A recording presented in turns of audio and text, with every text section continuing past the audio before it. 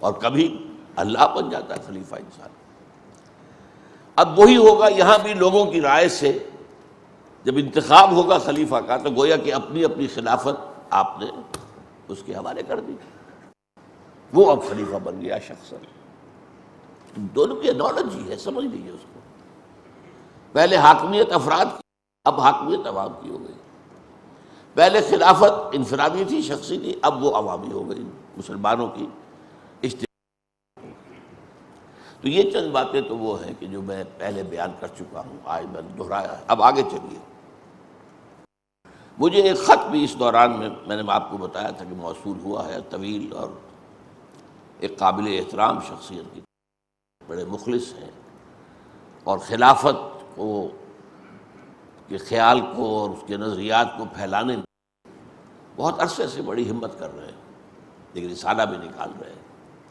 انہوں نے کچھ اعتراضات کیے۔ بنیاد کیا تھی کہ آپ ان اصطلاحات کو کیوں جو اسلام کے اندر داخل کر رہے ہیں؟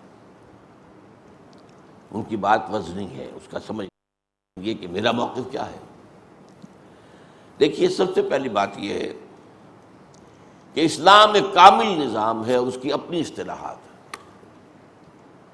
کسی دوسری آئیڈیالوجی یا کسی دوسرے نظام سے اصطلاحات مستعار لے کر اسلام میں آپ داخل کریں گے تو خطرہ ہے کہ ان اصطلاحات کا جو تصور ان کے اندر ہے وہ بھی اسلام میں کہیں آ جائے گا۔ ان اصطلاحات کے حوالے سے لوگوں کے ذہنوں میں وہ تصورات بھی آ جائیں گے۔ ایک طرف یہ حقیقت ہے، ہمیں کوئی دوسری اصطلاحات استعمال نہیں کرنی چاہیے، اصطلاحات قرآن و سنت کے۔ لیکن دوسری طرف ایک اتنی ہی بڑی حقیقت یہ ہے، دور میں جو اصطلاحات عام ہو جاتی ہیں لوگوں کے ذہنوں تک ابلاغ اس کے بغیر ممکن نہیں ہوتا۔ آپ کو جو رائج الوقت ہوں ان کے حوالے سے بتانا پڑتا ہے، بھائی یہ یوں ہے، یہ نہیں ہے، یہ ہے۔ جب ان کی یہ ہے جو کفر ہے، ہماری یہ ہے جو کفر نہیں ہے۔ یہ بات جو ہے، ان اصطلاحات کا استعمال ابلاغ ہے، لوگوں کو سمجھانے کے لیے، بتانے کے لیے۔ یہ جو آج کہا جاتا ہے کہ علماء کی بات لوگوں کی سمجھ میں نہیں آتی، وہ قدیم اصطلاحات میں بات کرتے، اور لوگ جو ہے عام پڑھا لکھا آدمی ان اصطلاحات سے واقف۔ علماء تو اپنے درمیان کمیونیکیٹ کر دیں گے، ان اصطلاحات میں بات کریں گے اور سمجھیں گے، عوام نہیں سمجھ سکتی۔ اس اعتبار سے دعوت کے کام کے لیے، ابلاغ عامہ کے لیے ہمیں استعمال کرنی پڑتی ہے۔ مثال کے طور پر ایک زمانہ تھا ہمارے ہاں جب جمہوریت، اسلام اور سوشلزم کی جنگ جاری تھی۔ بھٹو کا زمانہ یاد کیجئے، اس سے پہلے کی تحریکیں جو چل رہی تھیں، تو اس میں یہ ہے کہ علماء اسلامی جمہوریت کی اصطلاح کو استعمال کرتے تھے، اسلامی سوشلزم کو کہتے تھے کفر ہے۔ میں نے اس وقت بھی کہا کہ یا تو آپ اسلامی جمہوریت بھی نہ کہیں، اور یا اگر اسلامی جمہوریت کی اصطلاح استعمال کرتے تو اسلامی سوشلزم بھی صحیح ہے۔ اس کی وجہ کیا ہے؟ دیکھیے، جمہوریت، اس پر سب سے پہلی کتاب جو لکھی گئی ہے وہ حضور سے 1000 سال پہلے لکھی گئی، پلیٹو کی، افلاطون کی کتاب۔ اور کتاب اتنی وزنی ہے کہ آج تک زندہ ہے، عام کی دنیا میں اس کا وجود نہیں رہتا۔ لیکن افلاطون تو لفظ افلاطون جو ہے، بڑا افلاطون بنا، تو افلاطون تو ہمارے محاورہ ہے، وہ بہت بڑے عاقل اور بڑے فلسفے کے لیے۔ اس کی کتاب ریپبلک، لیکن سب سے پہلی ریپبلک محمد نے قائم کی صلی اللہ علیہ وسلم۔ کیا مطلب؟ خلافت میں کسی خاندان کی حکومت نہیں ہے، کوئی آمریت، کوئی خود جو ہے طاقت سے آ کر مسلط ہے، وہ نہیں ہے۔ خلافت میں تو ظاہر بات ہے مشورے سے، لوگوں کے مشورے سے خلافت قائم ہوگی، یہی تو ریپبلک ہے۔ اور کسے کہتے ہیں؟ پبلک کے حوالے سے آپ کا قائم ہونا، یہ خلافت ہے۔ اس اعتبار سے وہ جو کتاب، اگرچہ اس کا نظام کچھ اور تھا جو اس نے دیا ہے ریپبلک میں، لیکن یہ کہ جمہوریت تو تھی اس سے۔ تو وہ جو ہے اصل میں first republic government was establish by Muhammad صلی اللہ علیہ وسلم. جیسے سوشلزم، شروع میں تو لفظ کمیونزم بہت چلا تھا، پھر اس کے بعد تھوڑا سا ہٹا معاملہ تو سوشلزم پر آ گئے. سوشلزم جن مقاصد کو پورا کرنا چاہتا ہے وہ سب سے پہلے خلافت نے پورے کیے. سب سے پہلے دنیا میں اسلامک سوشل اسٹیٹ قائم ہوئی ہے خلافت راشدہ میں. سوشلزم کہتے کسے؟ ملک کی دولت پر کسی خاص طبقے کی اجارہ داری نہ ہو،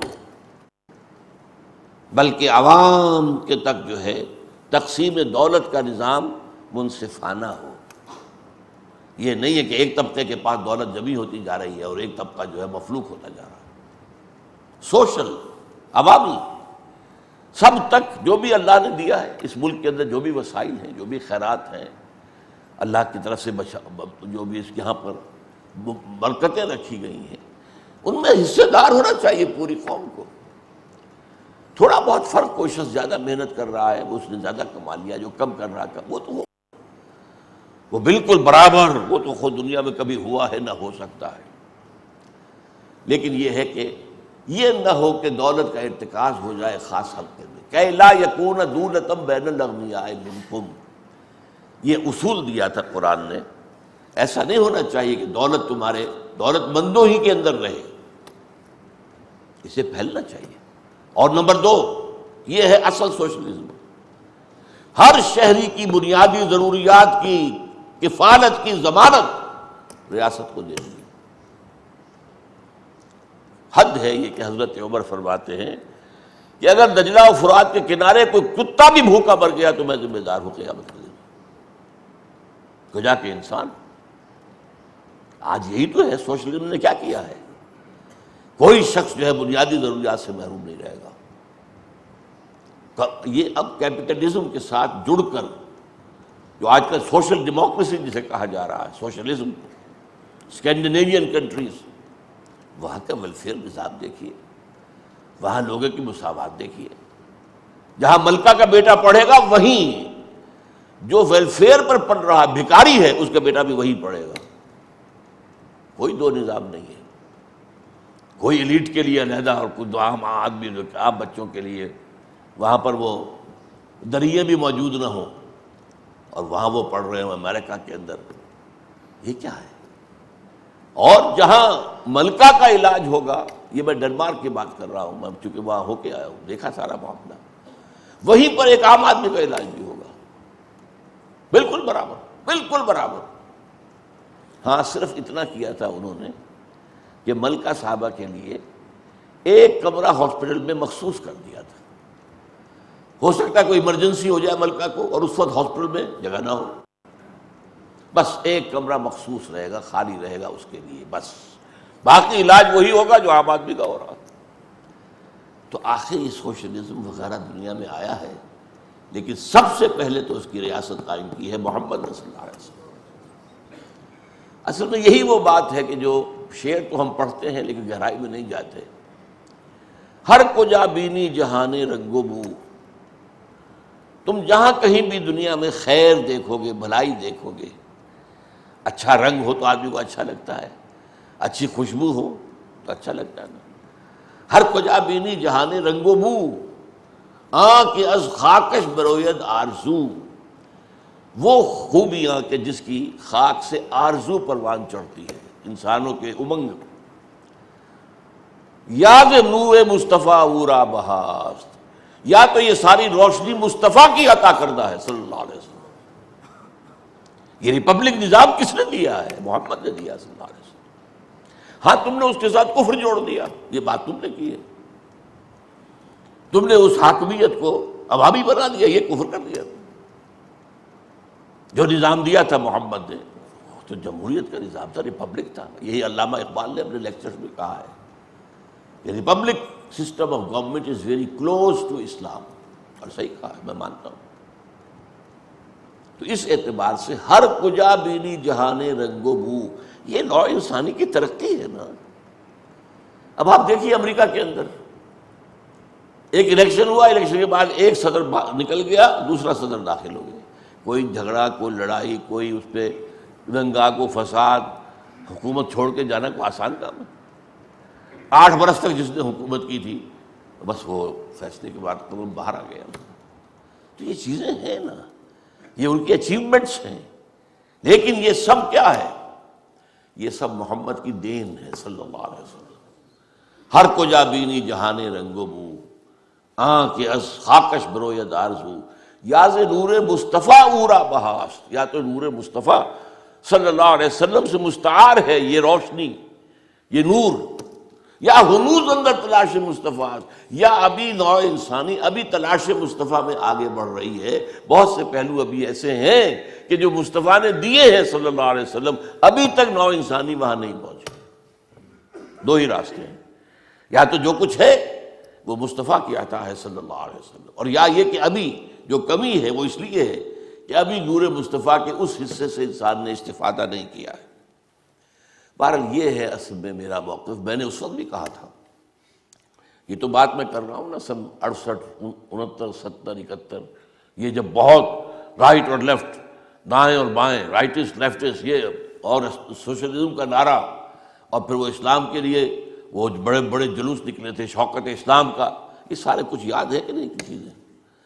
اس وقت کیا تھا؟ یہ تھا کہ جمہوریت تو اسلامی ہو سکتی ہے، سوشلزم بھی، بالکل غلط بات ہے۔ اسی اقبال نے جس نے کہا ہے کہ republic form of government is very close to Islam, وہی کہتا ہے Marxism plus God is equal to Islam. Marxism کا جو نظام اس نے دیا تھا، اس میں خدا کو شامل کر دو اگر، تو یہی اسلام بن جائے گا۔ جب وہاں سے خدا کو نکال دیا، وہ کفر ہے، وہ شرک ہے۔ تو یہ چیزیں در حقیقت میں نے آپ کے سامنے رکھی ہیں اصولاً۔ ہاں یہ کرنا چاہیے کہ دوسروں تک، عوام تک بات پہنچانے کے لیے تو جدید اصطلاحات استعمال ہوں، لیکن کوئی اگر تنظیم ہے اسلامی، وہ ریورٹ کرے اصل اصطلاحات کی طرف، اور وہ اصطلاحات اصل جو ہوگی وہ قرآن و سنت کی ہوگی، کیونکہ دوسری اصطلاحات کے حوالے سے خواہ غلط تصور بھی اس کے ساتھ جو شامل کر دیا گیا ہے، جمہوریت کا جو تصور آج دے دیا گیا ہے وہ آ جاتا ہے ذہن کے اندر۔ لہذا ضرورت ایک ہے ابلاغ کی، لیکن پھر احتیاط کی بھی ضرورت ہے۔ تو یہ چند باتیں تو میں نے اس بارے میں کہی ہیں۔ اب آپ میں ذرا اس خلافت کے نقشے کے بارے میں کچھ مزید لانا چاہتا ہوں آپ کے سامنے۔ دیکھیے، ایک آیت میں نے آپ کو پڑھ کر سنائی ہے، سورہ حجرات کی پہلی آیت، یا ایھا الذین آمنوا لا تقدموا بین یدی اللہ ورسولہ واتقوا اللہ ان اللہ سمیع علیم۔ اب اس کا مطلب کیا ہے؟ اہل ایمان اللہ اور اس کے رسول سے آگے مت بڑھو، اللہ سے ڈرتے رہو۔ اللہ تعالیٰ سب کچھ سننے والا اور سب کچھ جاننے والا ہے۔ اس آیت میں یوں سمجھیے کہ اسلامی ریاست کے اندر لیجسلیشن کا جو دائرہ ہے، جو تصور ہے، وہ دے دیا گیا۔ سورہ حجرات جو حضرات بھی میرا منتخب نصاب انہوں نے پڑھا ہے، سنا ہے، یہ اسلامی ریاست کے ہی خد و خال پر مشتمل ہے۔ لیجسلیٹو اتھارٹی کیا ہوگی اسلامی ریاست میں، خلافت میں، with in the limits of کتاب اینڈ سنہ، اس کو کراس نہیں کر سکتے آپ۔ اب اس کی وضاحت کے لیے بہترین ایک میں نے حدیث دنیا میں پیش کی ہمیشہ، ابھی آپ کو سنائی، حضرت ابو سعید الخدری رضی اللہ تعالی عنہ سے، مسند احمد میں 2 روایتیں موجود ہیں اس کے تھوڑے سے لفظی فرق کے ساتھ۔ مومن کی مثال اس گھوڑے کی سی ہے جو ایک کھونٹے سے بندھا ہوا ہے، چلتا ہے، پھرتا ہے، ادھر جاتا ہے، پھر کھونٹے کی طرف آ جاتا ہے۔ کیا مطلب ہے اس کا؟ دیکھیے، ایک گھوڑا ہے جو بندھا ہوا نہیں ہے، اور جدھر چاہے گا جائے گا، جتنی دور چاہے گا نکل جائے گا، بھاگ جائے گا۔ ایک گھوڑے کو آپ نے باندھا ہوا ہے، وہ پابند ہو گیا نا۔ بندہ مومن پابند ہے، آزاد نہیں ہے۔ اللہ کو مانتے ہو تو اللہ کے احکام کے پابند، رسول کو مانتے ہو تو رسول کے فرمودات کے پابند، قرآن کو مانتے ہو تو قرآن کے پابند، پابندی ہے نا۔ یہ بندھے ہوئے گھوڑے کی مثال ہے، کھلے کی نہیں ہے۔ البتہ اب اسی مثال کو ذرا میں ایکسٹینڈ کرتا ہوں تو سمجھیے کھلا میدان ہے، آپ چاہتے ہیں گھوڑا بھاگے دوڑے بھی، ورنہ